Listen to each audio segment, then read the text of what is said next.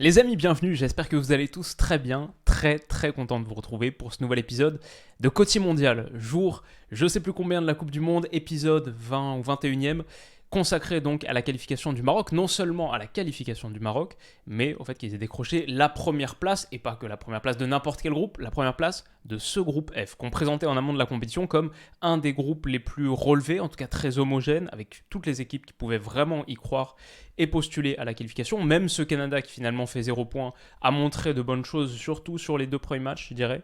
Donc ouais, exploit assez invraisemblable et extraordinaire pour le Maroc. On parlera aussi de Belgique-Croatie, les Belges tout proches d'accrocher cette qualification, mais finalement non, des grosses lacunes à la finition, plein de choses à dire sur ce match. Et Belgique-Croatie, c'est le match que j'ai regardé en écran principal. Je regarde les deux matchs pour cette conclusion des groupes, la troisième journée des groupes de Coupe du Monde. C'est un peu sport, j'ai les deux écrans, j'essaye de regarder le plus possible des deux choses. Mais donc j'étais surtout sur Croatie-Belgique. J'ai toutefois des choses à vous dire du Maroc, de son match contre le Canada. On va pas trop rentrer dans la profondeur, mais par contre, la qualification du Maroc et faire le bilan un petit peu sur ce premier chapitre du mondial marocain, là, il y a pas mal de choses à dire. Niveau jeu, qu'est-ce que ça a donné? Disons que le Maroc a pas trop eu le temps de douter. Un match nul leur suffisait à se qualifier, mais avec une victoire, ils pouvaient espérer prendre la première place, devancer la Croatie. Ce qu'ils ont réalisé, notamment par l'intermédiaire d'Hakim Ziyech, qui ouvre le score au bout de 4 minutes. Milan Borjan, fautif évidemment sur la relance, c'est quelque chose qu'on avait souligné dans l'épisode sur le Canada, l'épisode de mondial, il y a quelques mois. Je parlais du jeu au pied de Milan Borjan, qui est assez catastrophique, mais moi je voyais ça plutôt comme un problème en mode le Canada allait avoir du mal à construire son build-up comme ils le font d'habitude, leur phase de relance bien soignée, John Herdman ball, très propre, un peu moderne, et que du coup Milan Borjan c'était souvent des longs dégagements, que ça allait un petit peu contre cette idée-là. Là je pense que le Canada aurait préféré qu'il soit le gardien rustique et traditionnel qu'il est d'habitude et qui dégage très loin parce qu'il rate totalement sa relance. Ça atterrit dans les pieds d'Hakim Ziyech qui, effrayant de ces petits ballons piqués et de tenter sa chance même de loin, c'est quelque chose qui fait, même quand le gardien est moins avancé que ça, souvent un succès d'ailleurs. Il a planté au moins 2 buts en carrière sur des ballons à 40 mètres, milieu de terrain. Donc très bon dans ce registre, ne flanche pas et réussit à marquer le premier but. Le second est l'œuvre de Youssef Ennissiri. Premier but dans ce mondial pour les deux, puisque contre la Belgique, les deux buts avaient été marqués par Sabiri sur coup franc et bien sûr notre ami Abou Khlal à la toute fin. Premier but pour deux des joueurs offensifs phares de ce Maroc, le buteur, le 9, même si peut-être un peu plus attaquant défensif, attaquant de pression, parfois un petit peu emprunté à la finition, mais content pour Youssef Ennissiri, récompensé, qui aurait même pu en ajouter un deuxième, et sa célébration a duré sans doute un peu trop longtemps, c'était un peu comique, mais ouais, 2-0, vite le Maroc prend l'avantage, plie le match quasiment. Franchement, sur celle-ci, Milan Borjan, je dirais encore fautif, il coûte beaucoup de points au Canada, et il coûte beaucoup de physionomie de match à ce Canada sur les 3 matchs de phase de groupe. En tout cas, voilà, mérité pour le Maroc qui va quand même concéder un but juste avant la mi-temps. Et un petit peu comme celui contre l'Iran en 2018, sur le premier match 2018, c'est un centre dévié, un petit peu dans la même position, qui prend Bounou à contre-pied. Dommage pour, je pense que c'est Naïf Aguerd qui l'a dévié, parce que Aguerd, Saïs, pour l'instant, ça avait été peut-être la meilleure charnière centrale de la Coupe du Monde. 0 but encaissé pour l'instant, c'est le premier but encaissé et le seul but encaissé par le Maroc en 3 matchs. Les deux étaient impassables, infranchissables, et le Maroc était c'était extraordinaire ce qu'ils réalisaient défensivement. Donc dommage pour Naïf Aguerd là-dessus, mais ça enlève pas grand-chose à leur prestation d'ensemble. Ça, c'est le but refusé euh, pendant longtemps. Mais voilà en gros ce que ça donne pour les Marocains. Voilà, je n'ai pas pu voir toutes les actions et vous faire l'analyse approfondie. En revanche, ce que je vois, c'est que sur le bilan statistique, on voit une performance typique marocaine, je dirais, inférieure dans la possession. Elle a laissé quasiment 60% du ballon au Canada. Et je crois que pour l'instant, sur ce mondial, si je me souviens bien, le Maroc, c'est la deuxième, troisième ou quatrième équipe de la Coupe du Monde avec le moins de possession. Elle est quasiment dans les eaux polonaises, costariciennes. Elle était à 35% de possession moyenne, je crois, jusque-là, ou pas loin, entre 35 et 40. Mais ça lui cause aucun souci, parce que cette ligne de 4, elle a déjà 2 des meilleurs latéraux de la Coupe du Monde, peut-être les 2 meilleurs maintenant que Nuno Mendes est out, et surtout cette paire, Aguerd, Saïs, extraordinaire, le goal Bounou, Amrabat en tant que 6, qui est extraordinaire aussi. Donc ouais, finalement, seulement avec 6 petits tirs, mais 5 concédés, et le Maroc prend l'avantage, gagne 2-1, était très solide. Sur la seconde période, n'a pas concédé grand-chose. Et si on regarde le classement final, dans la célébration, Bounou qui joue bien le coup à la fin, le classement final, le Maroc donc qui finit premier avec 2 victoires et un nul, 4 buts marqués, un seul encaissé, 7 points, net premier dans ce groupe. Et extraordinaire. Je pense que beaucoup voyaient le Maroc se qualifier quand même, parce qu'il y a beaucoup de Marocains sur la chaîne. Évidemment, moi j'avais qualifié ce Maroc de mini-Brésil sur sa qualité individuelle, mais qui allait peut-être manquer de justesse sur son entente collective, notamment offensivement. Défensivement, j'avais pas trop de soucis, mais c'était plutôt offensivement. Est-ce que ça pouvait prendre en l'absence d'un vrai numéro 9 en plus, qui est en forme? Il y avait tout un débat autour de ça au Maroc, Youssef En-Nesyri qui ne donnait pas satisfaction en sélection. Mais finalement, le Regragui Ball a triomphé et ce Maroc obtient une première place nettement méritée dans un groupe assez extraordinaire, avec la meilleure défense ex aequo avec la Croatie et une des meilleures défenses du mondial. Donc ouais, sacré perf. Le seul truc qui est dommage pour le Maroc, je dirais, c'est que le groupe F est appairé avec le groupe E. C'est dommage parce que ça nuance un petit peu, on verra les matchs de ce soir, mais ça nuance un peu l'importance et la récompense de finir à la première place. Parce que si c'est Espagne et Allemagne qui finissent aux 2 premières places dans le groupe tout à l'heure, finalement, est-ce qu'il vaut mieux être premier que deuxième? Enfin, ça change moins de choses quand tu as 2 énormes cadors dans un groupe que par exemple, typiquement, la France qui, en finissant en premier, ne joue pas l'Argentine mais la Pologne, ce qui est quand même nettement plus favorable. C'est pas joué pour la France, j'en ai fait une vidéo ce matin, mais plus favorable. Il y a un petit peu moins cette situation pour le Maroc et c'est dommage, ils sont un peu moins récompensés du coup, mais on verra, ça nous offrira forcément un huitième de finale assez extraordinaire. Et entre la qualification du Sénégal contre l'Équateur dans un match spectaculaire de leur part que j'ai analysé sur la chaîne, qui est disponible, l'analyse complète si ça vous intéresse, on a un deuxième africain qui se qualifie et le premier à la première place pour l'instant, en attendant la suite, même si Cameroun, Ghana c'est possible encore. À la première place, je pense compliqué, mais Ghana c'est possible. Cameroun très très compromis et la Tunisie, comme on le sait, est out de pas grand chose. Voilà, écoutez, pour Maroc-Canada. Belgique-Croatie maintenant. L'élimination des Belges, l'élimination des Diables. Un match que j'ai regardé comme d'habitude sur la une avec un duo de commentateurs que franchement j'aime bien. C'était très très plaisant et juste pour ça je regrette qu'ils sortent. Mais donc un nul 0-0 pour les partenaires de Kevin De Bruyne qui ne leur permet pas de devancer la Croatie. Avec une victoire, il l'aurait fait. Malheureusement, Romelu Lukaku qui est entré en cours de match a raté 3, 4, peut-être 5 grosses occasions. Et là, il se fait consoler par Thierry Henry. C'est terrible. Moi, en plus, je ne suis pas du tout un bâcheur de Romelu Lukaku. Je sais qu'il y a cette tendance un peu sur les réseaux sociaux. Moi, je l'ai beaucoup défendu. Sa saison à l'Inter, elle est spectaculaire. J'ai fait quantité d'analyses tactiques du jeu de Romelu Lukaku, ce qu'il apporte, à quel point beaucoup d'attaquants devraient se modeler sur lui pour sa qualité d'eau au jeu, notamment ce qu'il est capable d'apporter en transition offensive dans un registre assez complet. Vraiment, Lukaku, je trouve que c'est un top attaquant. Après, il a ses soucis à la finition. Et quand il est en manque de confiance, là, il revenait physiquement aussi. Je pense que c'était ses toutes premières minutes du mondial, sauf si je me trompe, mais j'ai vu tous les matchs de la Belgique.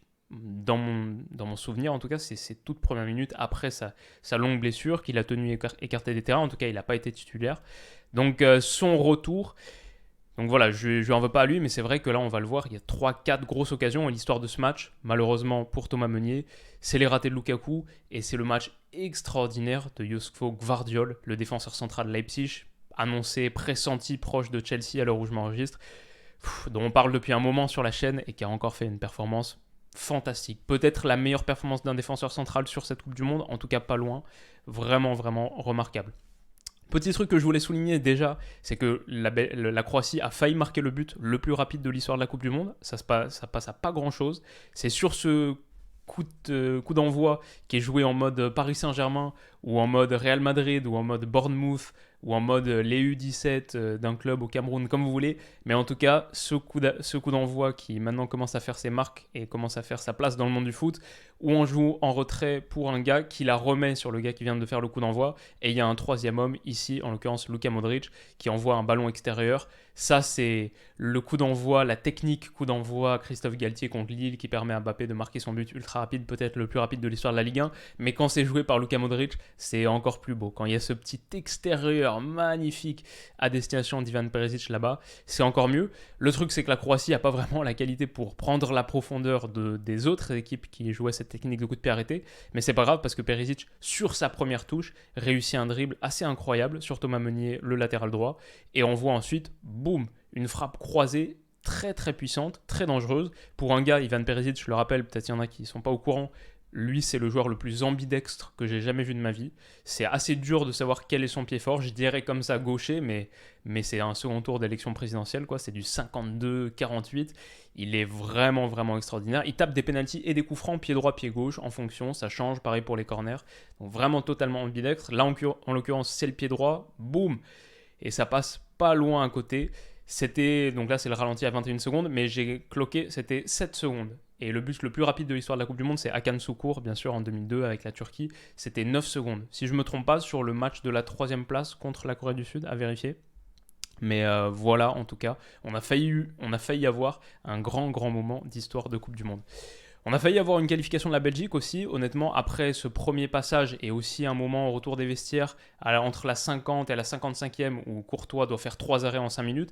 Sinon, grosso modo, la Belgique a eu les meilleures occasions. Sur cette transition offensive, joue à vitesse éclair, je trouve que Kevin De Bruyne n'a pas fait un match parfait, même pas un match de Bruynien, entre guillemets, mais peut-être le meilleur des 3 quand même de cette Coupe du Monde. Jusqu'alors, il était vraiment en difficulté.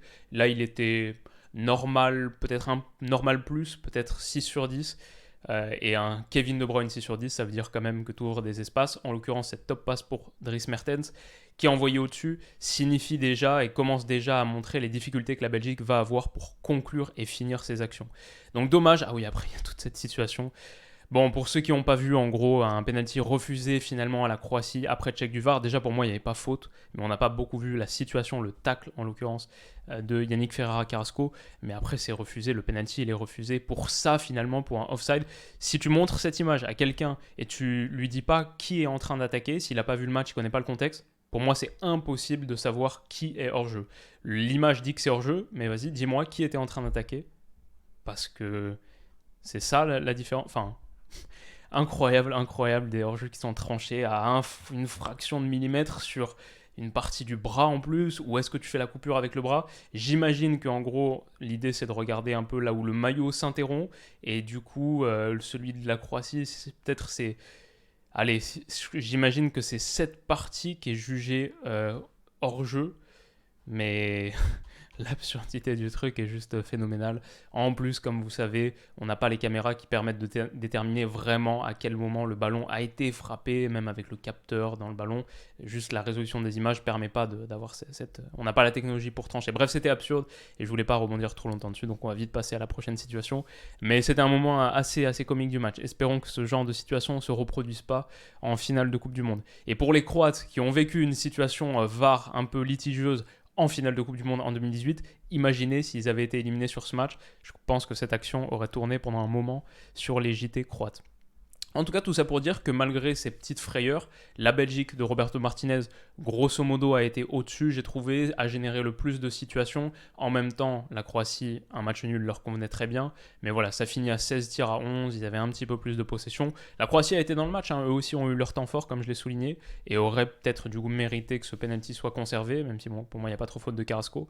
Mais voilà, je pense que la Belgique a vraiment eu les occasions, et leur problème, ça n'a pas été tant dans l'animation, dans la création, comme ça avait pu être le cas contre le Canada par exemple, ou le Maroc, mais là c'était vraiment la finition. Parce que sur la fin de match, sur la deuxième période, Romelu Lukaku a 3-4 grosses occasions, et notre ami Josko Gvardiol fait un match de malade dans la protection de surface. Ici c'est un centre coupé, acrobatique, ok, c'est déjà un premier truc, Livakovic est très très content de sa performance. Avec ballon aussi, il a beaucoup apporté le surnombre ici, un petit dribble, puis ensuite la passe pour Mateo Kovacic. Ça, c'est une des situations dont je vous parlais, le moment du Courtois show de 5 minutes. Hop, elle est déviée juste au-dessus.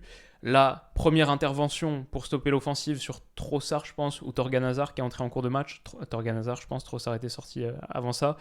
Et une deuxième, pop, le tacle ici. Vraiment, Gvardiol, il a été phénoménal.